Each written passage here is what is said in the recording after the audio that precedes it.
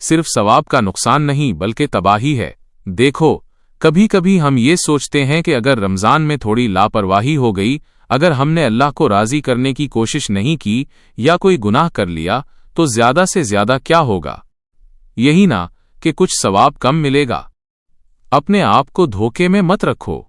رمضان میں سستی کرنا صرف ثواب کا نقصان نہیں ہے بلکہ یہ اللہ کے غصے اور اس نبی صلی اللہ علیہ وسلم کی ناراضگی کا سبب بن سکتا ہے جن سے محبت کا ہم دعویز کرتے ہیں۔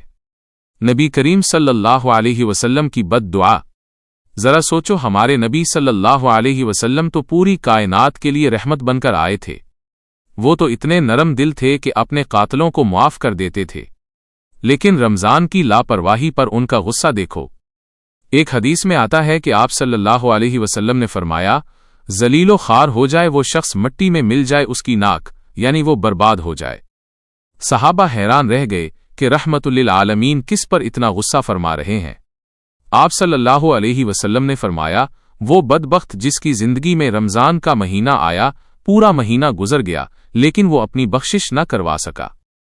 رمضان کی بے حرمتی، میرے بھائی، یہ صرف نیکیوں کے ضائع ہونے کی بات نہیں ہے، یہ اللہ کے قہر کی بات ہے۔ آپ صلی اللہ علیہ وسلم نے فرمایا کہ میری امت تب تک ذلیل نہیں ہوگی جب تک وہ رمضان کا احترام کرے گی۔ صحابہ نے پوچھا کہ رمضان کے حقوق پامال کرنے کا کیا مطلب ہے؟ آپ صلی اللہ علیہ وسلم نے فرمایا، رمضان میں گناہ کرنا۔ سخت وارننگ، زنا اور نشہ۔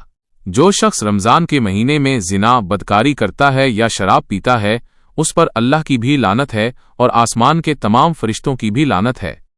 یہ بہت ہولناک بات ہے۔ چاہے وہ آنکھوں کا زنا ہو، حرام چیزیں دیکھنا، یا شراب اور منشیات کا کاروبار ہو، سن لو، اللہ اور اس کے فرشتے تم پر لعنت بھیج رہے ہیں۔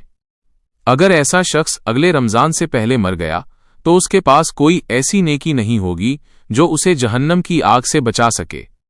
رمضان میں نیکی کا اجر جتنا زیادہ ہے، گناہ کا عذاب بھی اتنا ہی سخت ہے۔ نوجوانوں کے لیے لمحہ فکریہ۔ بہت سے نوجوان کہتے ہیں کہ ابھی تو میں جوان ہوں، اگلے رمضان میں توبہ کر لوں گا۔ میرے بھائی، اپنی آنکھیں کھولو اور اس غفلت کی نیند سے جاگو۔ کیا تم نے نہیں دیکھا کہ پچھلے رمضان سے اب تک کتنے جوان مر گئے؟ کوئی حادثے میں مرا، کسی کو گولی لگی، کوئی بیماری سے چل بسا۔ تمہارے پاس کیا گارنٹی ہے کہ تم گناہ کرتے رہو گے اور اگلے رمضان تک زندہ بچو گے؟ اگر تم ان گناہوں کی حالت میں مر گئے تو یاد رکھنا، کوئی نیکی تمہیں جہنم کی آگ سے نہیں بچا پائے گی۔